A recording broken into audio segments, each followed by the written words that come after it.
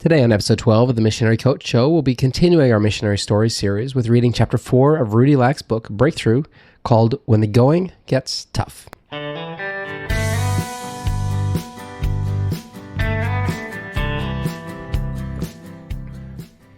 In full-time volunteer Christian mission since 1999, I'm your missionary coach, Bill Hutchison. This is the show where we talk about all things missions related, from preparation, travel, training, relationships, building a support network, and more.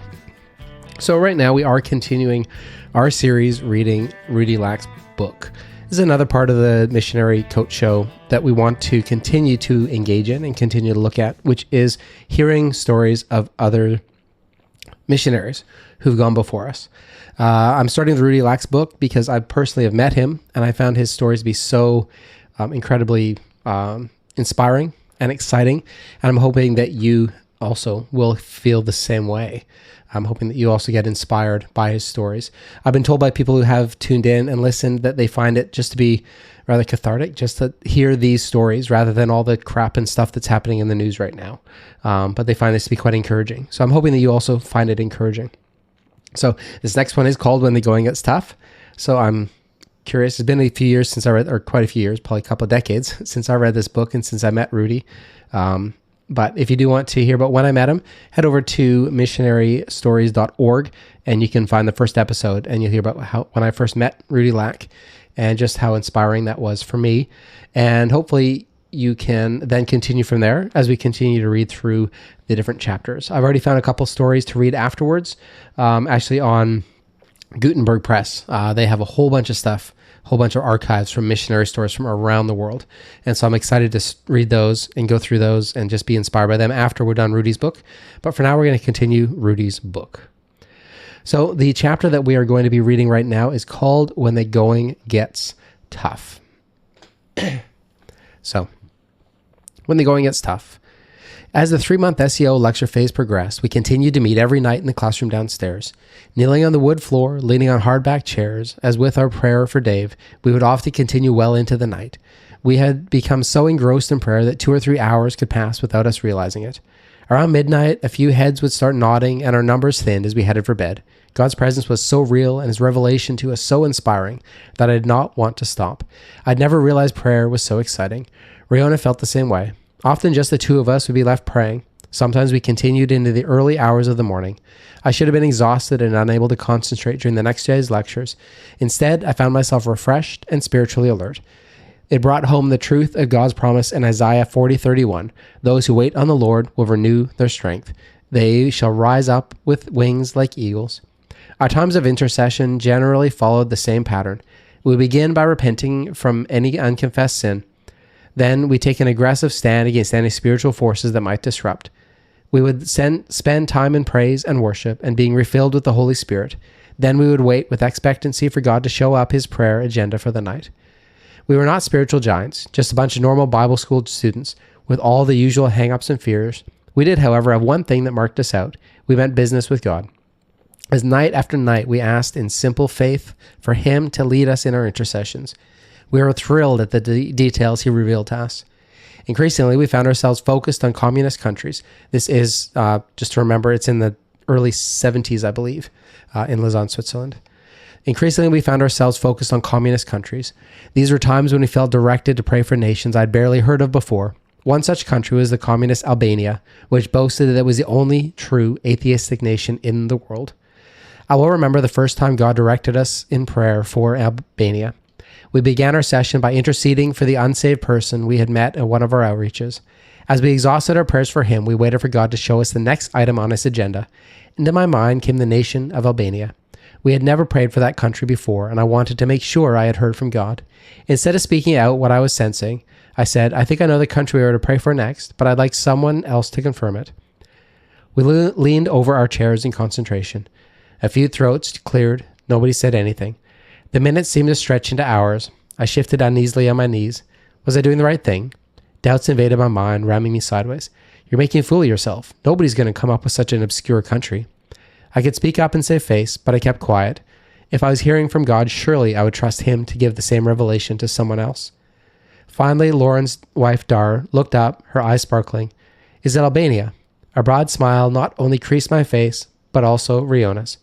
That's the nation the Lord gave me too, she said excitedly. How thankful I was that I held my tongue. The fact that 3 of us had received the same nation greatly bolstered the group's faith. We started praying in earnest for this demonically bound country. From then on, it took high priority in our intercessions. Sorry. One night while we were in prayer, Riona described a picture she was seeing of an Albanian lady with a scarf on her head. God is showing me she's one of the few secret believers who have held out against the prevailing spirit of atheism, she said. We started to pray specifically for this scarf-headed Mediterranean woman.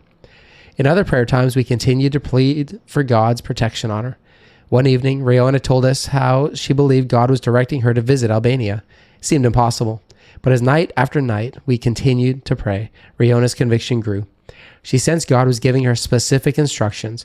For instance, she was to travel there by road. It would be about a year later that Riona, along with a friend, would join a tour group, fly into the neighboring nation of Yugoslavia, and then, just as the Lord had indicated, take a bus and travel by road into Albania. There, while languishing sick in her hotel room, she would meet the very Albanian woman she had seen in her vision. The lady was a hotel maid, and Riona would have the opportunity to give her a gospel. This action would lead to her arrest. She would be threatened with execution by a firing squad, but be miraculously set free. For those of us in the prayer group, the most significant aspect of her trip was that while in Albania, she only encountered one believer, the scarf-headed woman Jesus had shown her in her vision and whom we had been regularly interceding for. While God had focused Riona on Albania, I was directed towards the country of Bulgaria. It was Brother Andrew who had first alerted me to the needs of Bulgaria. Bordered on the south by Greece, on the west by Yugoslavia, on the east by the Black Sea, and the north by the Danube River, this 5 million strong Balkan nation was one of many that had been taken over by communism. I'm sorry, I still have a cold, which is tough on my lungs and my speech. All right. During the First and Second World Wars, Bulgarians had strongly opposed the Soviet Union and sided with the Germans. In 1944, perhaps in retaliation, the Russians had marched into Bulgaria, planted their flag, and declared it to be a Soviet state. Now, 26 years later, it had been nicknamed Little Russia and was ruled by one of the fiercest communist regimes. As Brother Andrew had explained to us, Bulgaria, like Albania, had been a nation totally opposed to the gospel. The church had been cruelly persecuted and many believers imprisoned for their faith. Very few Christians possessed the Bible, and it was extremely difficult for anyone in that nation to obtain one. The more the Holy Spirit stirred us up to pray for the seemingly God-forsaken nation, the deeper my compassion for those spiritually destitute brothers and sisters in Christ grew. I thought of the wealth of practical Christian teaching I was receiving in the SOE and the vast range of teaching books I had in my study back home. It seemed criminal that so many of these Bulgarian Christians did not even own one Bible. Brother Andrew had told us how he had visited Bulgaria a couple of times and clandestinely taken scriptures in for the Christians. A desire was being awakened in me to follow in Brother Andrew's footsteps, but how could I do it? Like many of the other students, I was uncertain where my future lay. I was committed to YWAM as full-time staff, but I had no specific idea what I would do when our 8-month course had finished. Towards the end of our 3-month lecture phase, a visiting teacher challenged me about working with my own people. I realized there were deep spiritual needs in Switzerland, and I seriously brought his suggestion before God. But despite my willingness to keep working in home territory, I did not sense this was my missions field.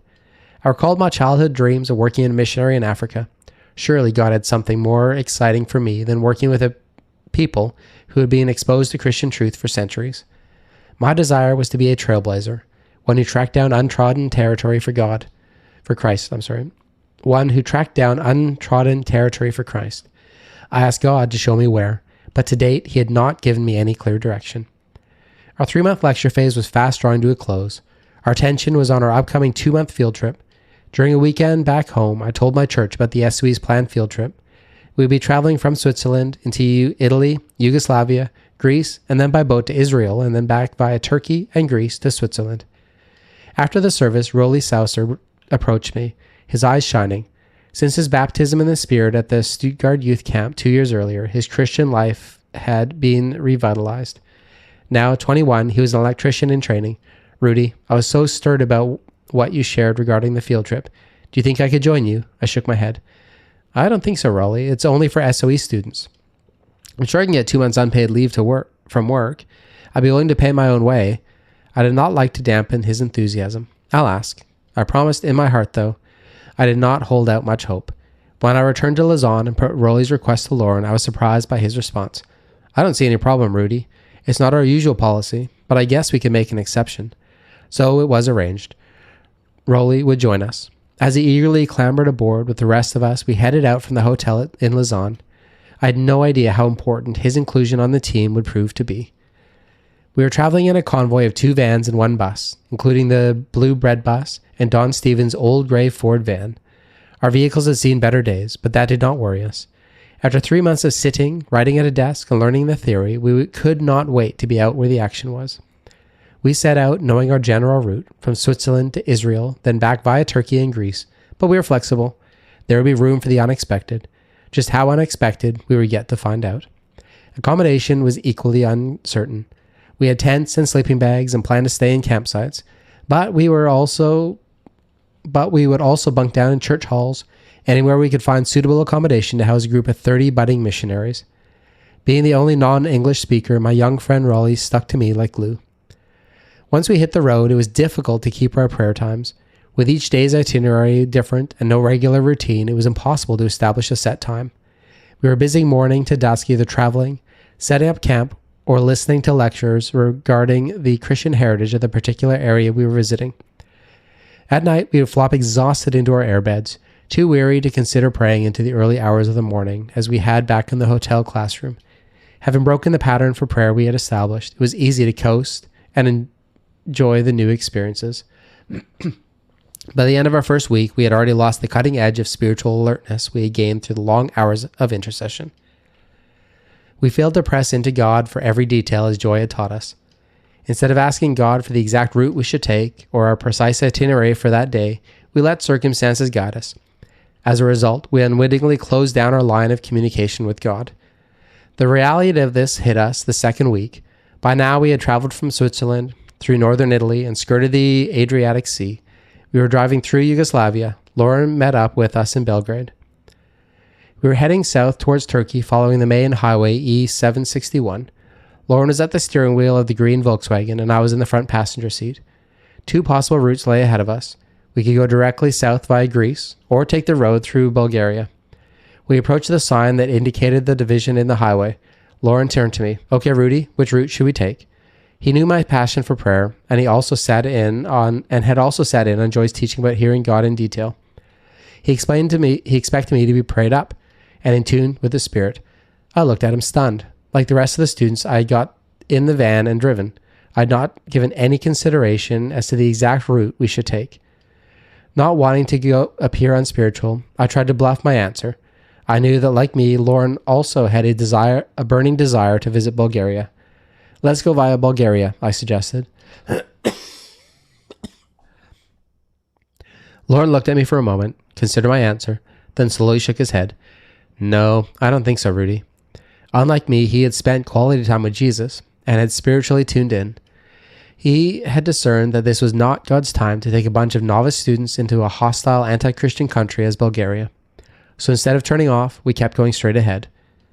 A few kilometers down the road, we came across an accident that seemed further proof Lauren had chosen the right route. We were first on the scene and able to help the victims. While unharmed, the occupants of both vehicles were badly shaken. We provided them with basic first aid, and before continuing our journey, we were able to pray with them and leave some tracks. Everyone else climbed back into the van, exuberant at this God-given opportunity to witness. I sat back in my front passenger seat, feeling deflated, not just because of my dream of visiting Bulgaria had been squashed, but more because I had not only let Lauren down, but the Lord himself. I resolved, no matter how difficult it might be, I would resume my prayer schedule. After an exhausting day's travel, we finally reached our destination, a church youth camp in Katerini, on the outskirts of Athens. We wearily tumbled out of our 2 vans and bread bus. After a quick meal, everyone retired for an early night to their sleeping quarters in the wooden cabins. I was as tired as everyone else, but instead of heading for my cabin, I sought out Riona. We need to get back to our prayer routine, I said to her, explaining how I had blown it with Lauren at the Bulgarian crossroads. Riona, her cotton floral dress crumpled in the long day's journey and looking as ready for bed as the rest of us, nodded in agreement. You're right, Rudi. We've fallen into the old trap of prioritizing activity over prayer. I thought back to our Grenoble outreach experience. How had we so quickly forgotten? We resolved from then on to pursue our times of intercession together, no matter how inconvenient it was. Our greatest problem was finding a secluded spot, but we managed. Sometimes we met in an open field near our campsite in full view of everyone. At other times, when we camped in church halls and were so crammed we had to clamber over one another's bedding to reach our own, we would gather in a small circle on someone's mattress and pray. After 2 weeks in Athens, we loaded our vehicles onto a ship, and along with several hundred Eastern European Jews, headed for Haifa in Israel. Our destination for the night was in Jerusalem. It was a long journey, but an exciting one. I was deeply moved by the passion of these Jewish immigrants as they headed for their new homeland, a land that had been denied to them for so many centuries. But I was also deeply saddened as I sought to talk to them. I quickly realized the idols of materialism, particularly the pursuit of financial success, dominated their thinking. The God who had rescued their forefathers from the tyrants of Egypt's Pharaoh had long since been cast aside. Some we spoke to did not even believe he existed. As we were discovered during our week in Israel, many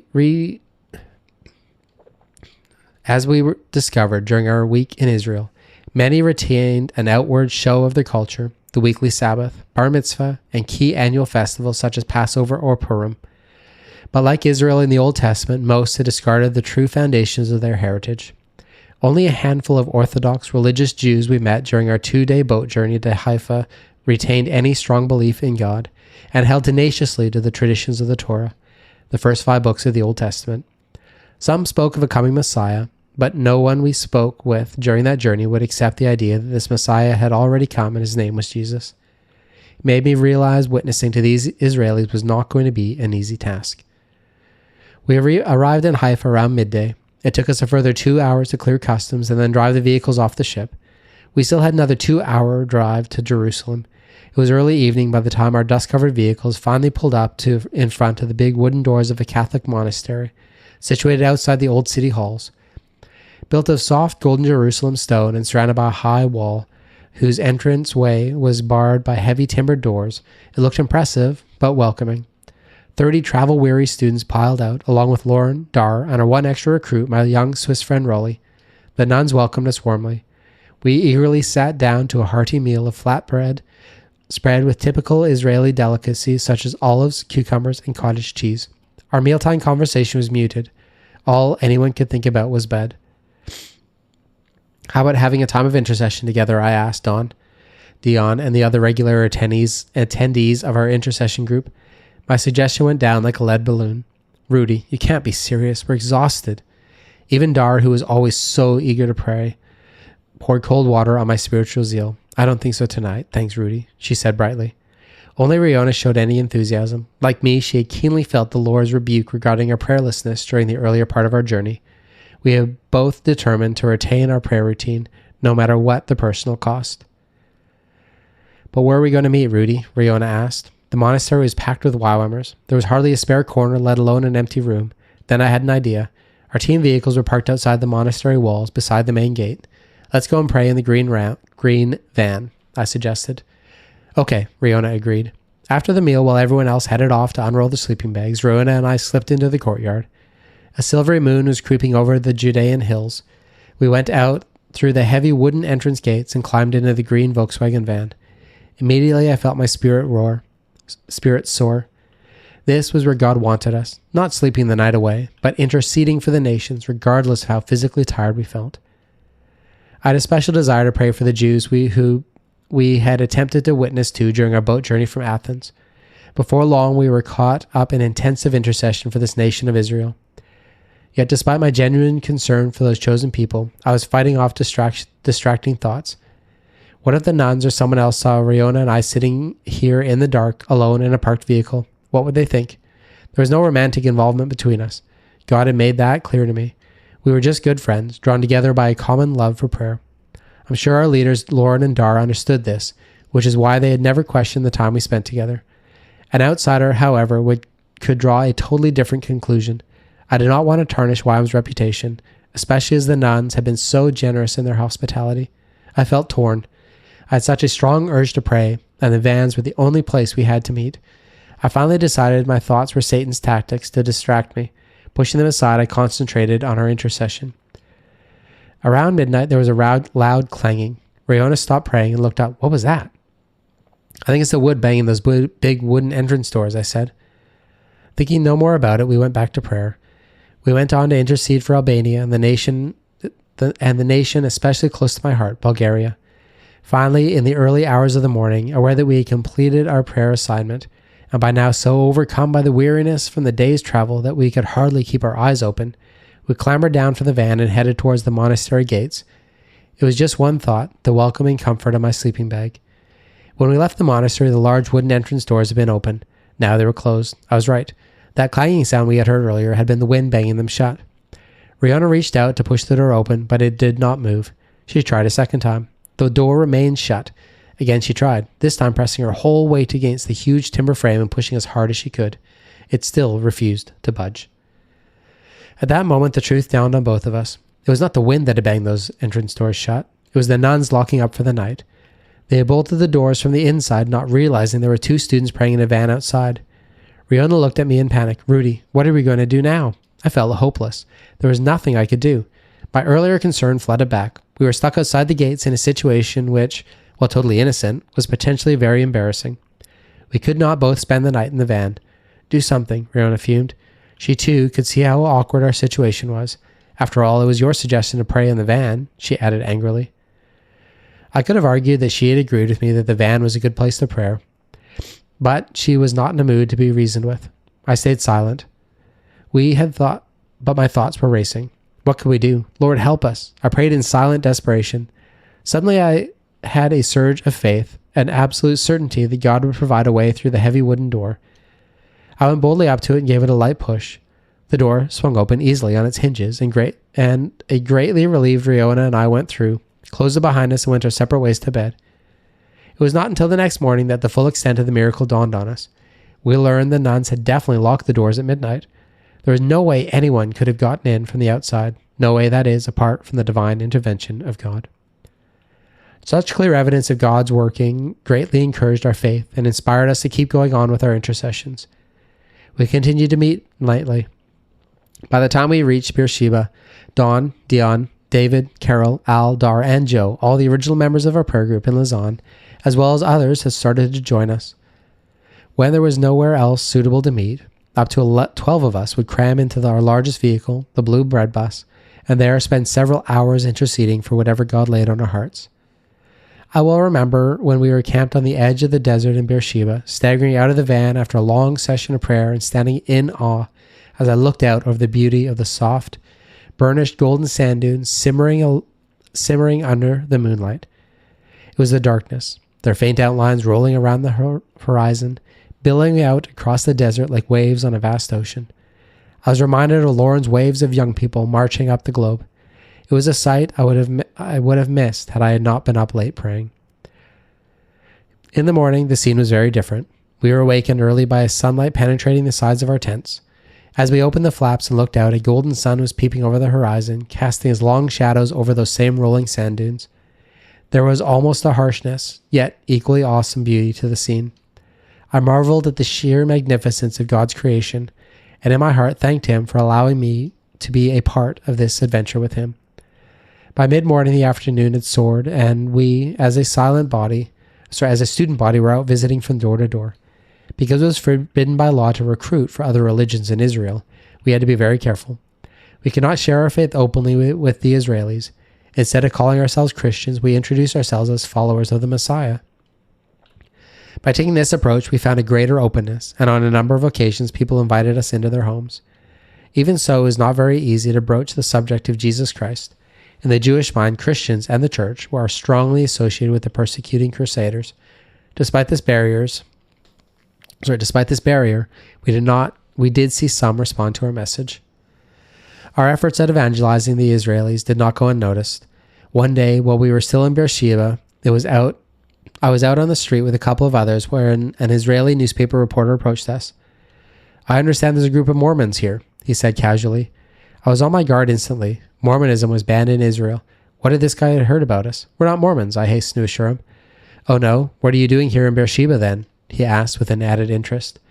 I tried to make light of our activities, explaining we were students on a practical field trip, visiting different Middle Eastern countries. But his journalistic curiosity had been aroused. He sniffed the story. "I'd like to write an article about you for our newspaper. Would you do an interview with me?" Such publicity was the last thing we needed. "I'm not the leader of the group," I said, desperately trying to put him off. "Can I meet the leader?" I asked. I glanced over at Riona and noticed her dark-haired head was bowed in silent prayer. "I'm not sure where he is right now," I said truthfully. Lauren had gone with another group. "Can I stick with you for a while then?" "Do you mind?" I said. "We'd rather be alone. Really, we don't have anything of interest to tell you." Seeing he was not getting anywhere, the reporter eventually left. The next day, however, he turned up at our campsite. He seemed friendly enough, but we were careful not to divulge the true nature of our activities. That night, as we got down to serious prayer, the Lord revealed to us that this was a trap of the enemy. Any publicity could severely backfire on us. The next day, the reporter was back again, snooping around, asking questions. Having been warned through our intercessions, we were even more careful to avoid giving him any information that could incriminate us. We must have finally convinced him that we were indeed a bunch of students on tour, as we did not see him after that. But it had been a close call. It showed us yet again the importance of remaining tuned into the Spirit and of not relaxing in our intercession. So, there we go. That's his story. I'm not going to talk much after. I'm sorry. I'm not feeling 100%. I think I've said more words just in reading that than I have all day. So I would love feedback from you. Let us know. What are you thinking of these stories from Rudi? I like him. I find it very inspiring personally, and I'm hoping that you are as well. If you have other stories that you think that we should tell, if you have a story to tell yourself, maybe get in touch and we can have a chat about that online if you want. Just about different things that God's done around the world, different missionaries that he's used. I'd actually love to get, missionary people who specialize in or who really know about missionaries, people like, William Carey, and just people who have been around the world and have really impacted. I think Sam Livingston is one that I found when I was looking at the Gutenberg website, just his journal entries and stuff about the missionary work that they've done around the world. And it'd be just awesome to get feedback from you and to get you to also input into it. So, if this is something that you're interested in, let me know. Maybe we could do a joint podcast and we can explore together some stories from other missionaries around the world. I'd love to do that. Again, you can head over to missionarystories.org for this specific series. You can follow through.